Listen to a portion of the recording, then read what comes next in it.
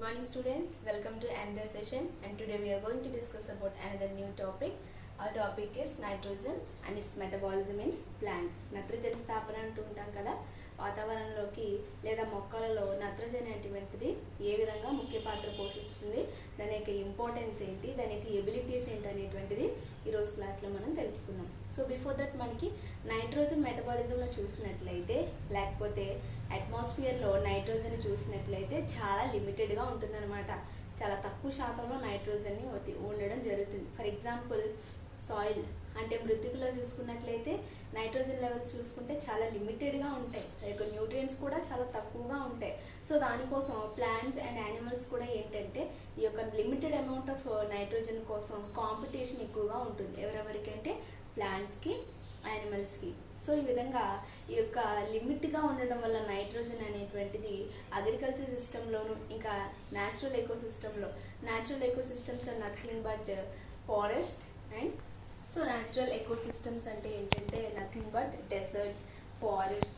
So వాటిలో నుంచి న్యాచురల్గా అప్టైన్ అయినటువంటి నైట్రోజన్ వాటికి ఇంకా అగ్రికల్చర్లో ఈ బోత్ ప్లేసెస్లో చూసినట్లయితే నైట్రోజన్ అనేటువంటి తక్కువగా ఉండడం వల్ల అంటే లిమిటెడ్గా ఉండడం వల్ల ప్లాంట్స్కి, యానిమల్స్కి కూడా కొంచెం నైట్రోజన్ అమౌంట్స్ అనేవి తక్కువగా లభించడం జరుగుతుంది. ఇప్పుడు మనం నైట్రోజన్ సైకిల్ చూసినట్లయితే నైట్రోజన్ యొక్క సైకిల్లో అబ్జర్వ్ చేస్తే కనుక మనకి దీనిలో నైట్రోజన్ మెటబాలిజంలో అంటే ఒక నైట్రోజన్ మాలిక్యూల్ అనేటువంటిది ఫామ్ అవ్వాలంటే ఒక nitrogen molecule leads to two nitrogen molecules and in between there is strong powerful triple bond. రెండు ఎండ్ల మధ్య ఒక 3 స్ట్రాంగ్ ట్రిపుల్ బాండ్స్ అనేటువంటి ప్రెజెంట్ అయి ఉంటే అక్కడికి ఒక నైట్రోజన్ మాలిక్యూల్ అనేటువంటిది ఫామ్ అయింది అని అర్థం. సో ఈ యొక్క నైట్రోజన్ సైకిల్లో ఇంకా మనం చూసుకున్నట్లయితే based on nitrogen cycle there are 3 types of poles in the nitrogen cycle. What are the 3 types of poles of nitrogen cycles are nothing but first వచ్చేసి atmospheric pool, second వచ్చేసి soil pool and third one is nothing but biomass pool.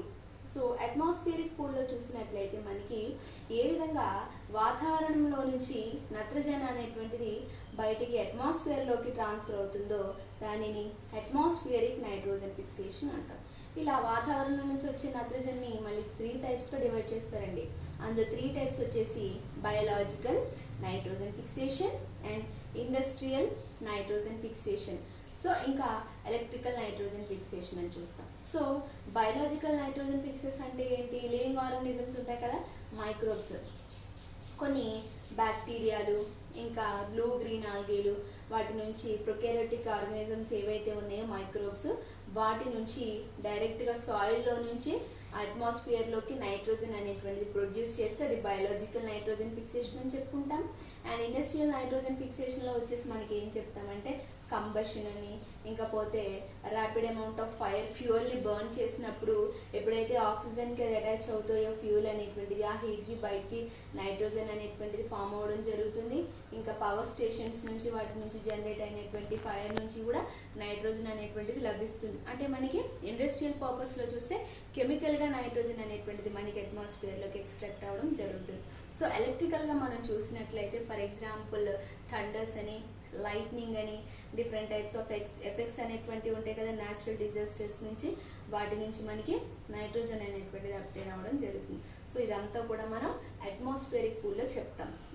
వాతావరణంలోనికి ఆ నత్రజని అనేటువంటిది న్యాచురల్గా ఎలా వస్తుందని చెప్పేది atmospheric pool. And second one వచ్చేసి సాయిల్ పూల్.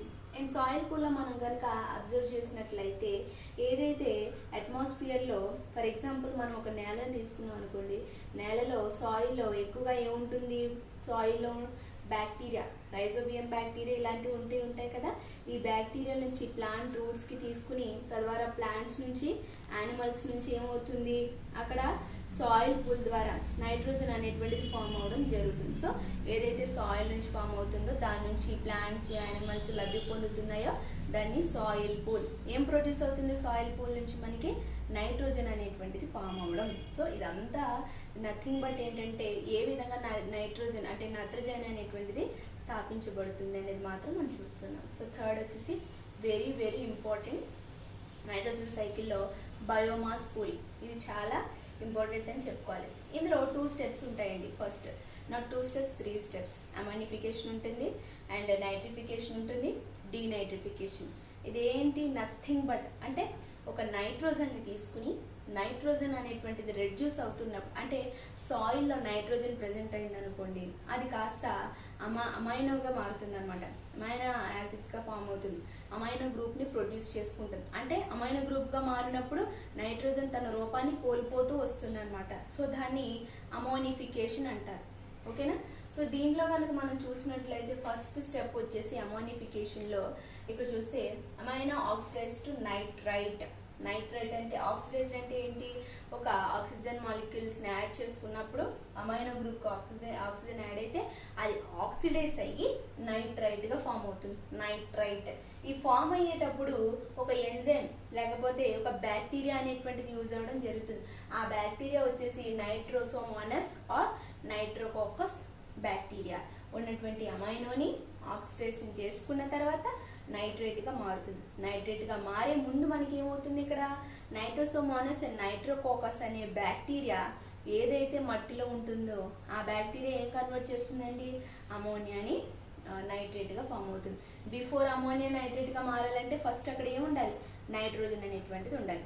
నైట్రోజన్ తన రూపాన్ని కోల్పోయి అమైనోగా ఫామ్ అయ్యి అది కాస్త ఆక్సిజన్తో కలిసి నైట్రేట్గా ఫామ్ అవుతుంది. ఎవరి హెల్ప్ ద్వారా అంటే nitrosomonas or nitrococcus bacteria. This is the first step in the ammonification. So చూస్తున్నాం కదా, 2NH3 plus 3O2 gives rise to 2NO2 minus plus 2H plus 2H2O3. ఇలా ఒక స్టెప్ అనేటువంటిది కంప్లీట్ అవుతుంది. సెకండ్ స్టెప్లో వచ్చేసి ఇన్కంటిన్యూటీ ఆఫ్ దిస్ నైట్రేట్. ఈ nitrate ఏమవుతుందంట? ఈ నైట్రైట్ అనేటువంటిది మళ్ళీ ఆక్సిడైజ్ అయ్యి ఒక ఆక్సిజన్ కలుపుకుని ఏం జరుగుతుంది అక్కడ? నైట్రేట్. నైట్రైట్కి నైట్రేట్కి డిఫరెన్స్ ఉంటుందండి. నైట్రైట్ అనేటువంటిది మళ్ళీ ఆక్సిజన్ కలుపుకుని నైట్రేట్గా మారుతూ ఏమవుతుంది? With the help of nitrobacter. Nitrobacter యొక్క హెల్ప్ తీసుకొని నైట్రేట్ అనేది నైట్రేట్గా మారుతుంది. ఈ డిఫరెన్స్ అనేటువంటిది తెలుసుకోవాలి అమోనిఫికేషన్ ప్రొసీజర్లో. What is nitrate and what is nitrate అనేటువంటి డిఫరెన్స్ తెలియాలి. సో ఈ ప్రొసీజర్ని ఏమని పిలుస్తారంటే నైట్రిఫికేషన్ అంటారు. ఏదైతే నైట్రేట్గా మారితే దాన్ని నైట్రిఫికేషన్ ఆర్ నైట్రిఫైయింగ్ బ్యాక్టీరియా అని పిలవడం జరుగుతుంది అనమాట. ఇక్కడ ఇచ్చారు కదా, 2NO2 minus plus O2 oxygen oxidise అయిన తర్వాత ఏం ఫామ్ అవుతుంది? నైట్రేట్గా 2NO3 మైనస్. సో ఈ విధంగా నైట్రిఫికేషన్ ఎక్కడ జరుగుతుందంటే కీమో ఆటోట్రాప్స్ అంటూ ఉంటారు కదా, దాని నుంచి నైట్రిఫికేషన్ ప్రొసీజర్ జరుగుతుంది. అయితే ఈ నైట్రిఫికేషన్ ప్రొసీజర్ జరగాలి అని అంటే ఎక్కడ జరుగుతుంది? Example with in the presence of pseudomonas thiobacillus bacteria ద్వారా నైట్రిఫికేషన్ ప్రాసెస్ అనేది జరుగుతూ ఉంటుందన్నమాట. సో ఇంకా మనం ఇలా చూస్తూ ఉంటే బయోమాస్ పూల్లో ఏమని చెప్పుకున్నాం మనం? ఇక్కడ అమోనిఫికేషన్ నైట్రిఫికేషన్ జరుగుతుంది, నైట్రేట్లా ఫామ్ అవుతుందని చెప్పుకున్నాం కదా. అప్పుడు కొంత అమౌంట్ ఆఫ్ ఏమవుతుందంటే నైట్రోజన్ అనేటువంటిది సాయిల్లో ప్రెజెంట్ అయి ఉంటుంది. సాయిల్లో ప్రెజెంట్ అయిన తర్వాత ఆ సాయిల్ నుంచి ఆర్గానిక్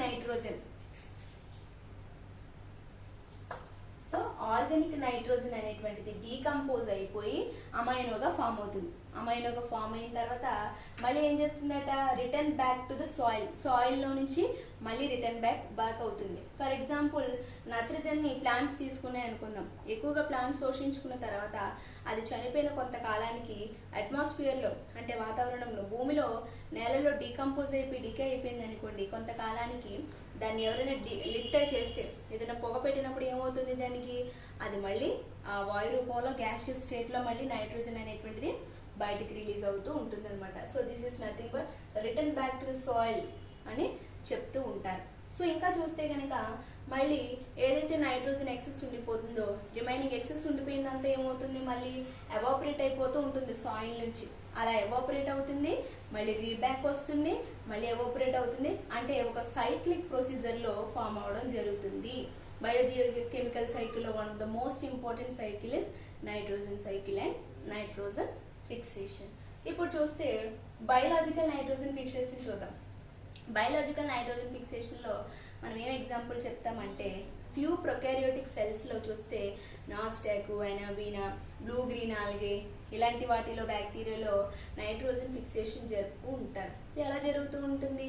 సాయిల్లో నుంచి ప్లాంట్స్ తీసుకొని ఆ ప్లాంట్ అనేటువంటిది బయటికి నైట్రోజన్ని రిలీజ్ చేస్తూ ఉంటుంది ఎక్సెస్. ఇలా రిలీజ్ చేసే ముందు ఉపయోగపడే నైట్రోజన్ని ఏమని పిలుస్తారంటే నైట్రోజినేస్ ఎంజైమ్.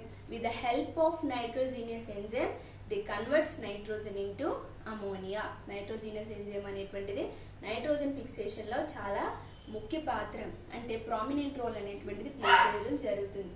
సో నెక్స్ట్ వచ్చేసి సింబయోటిక్ బయోలాజికల్ నైట్రోజన్ ఫిక్సేషన్. మనందరికీ తెలుసు సింబయోసిస్ అని చదువుతూ ఉంటాం కదా. ప్లాంట్స్ లో బ్యాక్టీరియా మరియు ప్లాంట్స్ రెండు కూడా సహజీవనం చేయడం జరుగుతుంది. జనరల్ గా బ్యాక్టీరియా ప్లాంట్స్ ని ఎఫెక్ట్ చేస్తే ప్లాంట్ ఆటోమేటిక్ గా ఏ క్లోరోసిస్ వచ్చో లేకపోతే వెయిన్స్ అనేవి డ్రాప్ అయిపోయో లేకపోతే లీవ్స్ డ్రాప్ అయిపోయి సమ్ డిసీజెస్ కి సిమ్టమ్స్ కి గురై చనిపోవడం జరుగుతుంది. సో ఇక్కడ కొంచెం భిన్నంగా ఏం జరుగుతుందంటే సింబయోటిక్ బయోలాజికల్ నైట్రోజన్ ఫిక్సేషన్ లో అంటే ప్లాంట్స్ తో సంబంధం ఏర్పడుతుంది బ్యాక్టీరియాకి. ఫర్ ఎగ్జాంపుల్ లెగ్యూమ్ ప్లాంట్స్ అంటూ ఉంటాం కదా. లెగ్యూమ్ ప్లాంట్స్ లెగ్యూమినేసి కుటుంబం చెందినటువంటి వేరుశెనగ మొక్కల్లో మనం అలాంటి వాటిలో చూస్తే కనుక ఈ యొక్క రైజోబియం బ్యాక్టీరియా రెండు కూడా అసోసియేట్ అయ్యి రెండింటి వల్ల కలయికలు ఏర్పడి ఇంటరాక్షన్ ఏర్పడుతూ ఉంటుంది అనమాట. ఏదైతే రైజోబియం అనేటువంటి బ్యాక్టీరియా ఎదురుగా ఉన్న హోస్ట్ ప్లాంట్ కి అటాచ్ అయ్యి రెండింటికి లభ్యం పొంది అక్కడ ప్లాంట్ కి నైట్రోజన్ ని రిలీజ్ చేస్తుంది. బ్యాక్టీరియా అక్కడ తలదాచుకుంటూ ఆ యొక్క ప్లాంట్ కి నైట్రోజన్ ఇస్తుంది. సో అక్కడ ఉన్నటువంటి హాని ఏమీ లేదు. అంటే చూడండి, నైట్రోజన్ అనేటువంటిది వివిధ రకాలుగా అట్మాస్ఫియర్ నుంచి వస్తుంది, సాయిల్ నుంచి వస్తుంది, బయోమాస్ పూల్ ద్వారా వస్తుంది, నెక్స్ట్ బయోలాజికల్ నైట్రోజన్ ఫిక్సేషన్ ద్వారా వస్తుంది, and symbiotic biological nitrogen fixation ద్వారా వస్తుంది.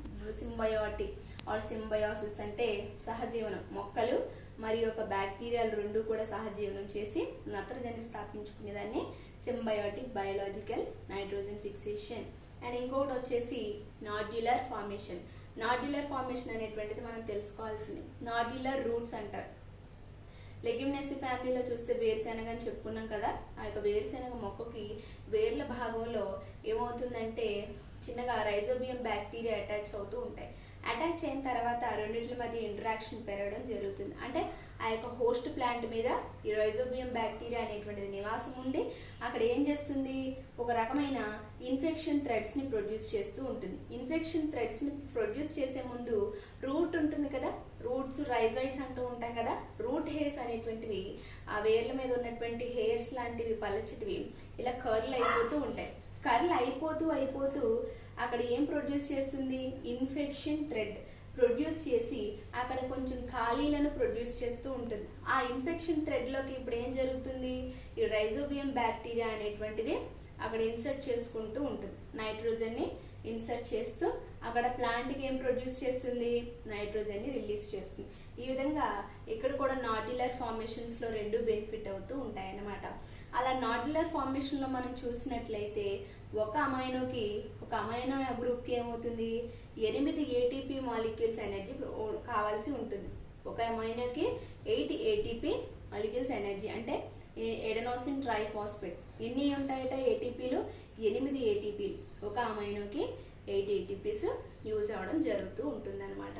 సో నెక్స్ట్ వచ్చేసి ఇంకా మనం ఇలా అబ్జర్వ్ చేస్తూ ఉన్నట్లయితే ఇప్పుడు అమైనో కోసం చూద్దాం.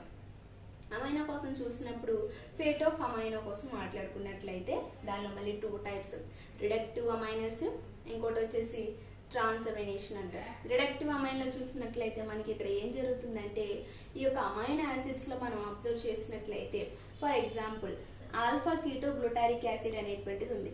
ఆల్ఫా కీటోగ్లూటారిక్ యాసిడ్ లో with in the presence of alpha glutamate dehydrogenase enzyme, alpha glutamate dehydrogenase enzyme ద్వారా ఏం జరుగుతుంది, అక్కడ గ్లూటామిక్ యాసిడ్ అనేటువంటిది ఫామ్ అవుతుంది. ఆల్ఫా గ్లూటామిక్ యాసిడ్ లో ఏమవుతుంది, ఎంజైమ్ హెల్ప్ తీసుకొని గ్లూటామిక్ యాసిడ్ అనేటువంటిది ఫామ్ అవుతుంది. సో అది ఇక్కడ రిడక్టివ్ అమైనస్ లో చూస్తాం. సో సెకండ్ వన్ వచ్చేసి transamination. This is nothing but ఇందులో ఏమంటే ఈ యొక్క అమైనో గ్రూప్ లో లేదంటే అమైనో యాసిడ్స్ లో మనం చూసినట్లయితే ఇక్కడ ఏం ప్రొడ్యూస్ అవుతుంది, కీటో గ్రూప్. లేదా కీటోక్ యాసిడ్స్ అనేటువంటి ఫామ్ అవుతాయి with the help of enzyme transamination. ఇలా ఫేట్ ఆఫ్ అమైనో కోసం కూడా మనం అబ్జర్వ్ చేస్తూ ఉంటాం. సో ఇలా వివిధ రకాలుగా చూస్తే బ్యాక్టీరియా వల్లనో లేకపోతే ప్రొకారియోటిక్ సెల్స్ అంటే ప్రొకారియోటిక్ కేంద్ర పూర్వజీవులు అంటారు కదా, బ్యాక్టీరియం సెల్స్ ఉంటాయి కదా, వాటి వల్ల, సాయిల్ వల్ల, అట్మాస్ఫియర్ వల్ల, నేచర్ వల్ల ఎలా చూసుకున్నా కూడా నైట్రోజన్ సైకిల్ అనేటువంటిది అట్మాస్ఫియర్లో ప్రొడ్యూస్ అవుతుంది. అదేవిధంగా సైక్లిక్ ఫామ్లో మళ్ళీ అట్మాస్ఫియర్లో కలుస్తుంది, మళ్ళీ సాయిల్లోకి వస్తుంది, మళ్ళీ అట్మాస్ఫియర్ నుంచి ప్లాంట్స్కి, యానిమల్స్కి అందరికీ కూడా ట్రాన్స్ఫర్ అవుతూ ఉంటుంది. సో ఈ విధంగా నైట్రోజన్ సైకిల్ అనేటువంటిది ఒక ప్రామినెంట్ రోల్ ప్లే చేస్తూ ఉంటుంది అనమాట. So this is all about nitrogen and its importance. Thank you and we will see you next class.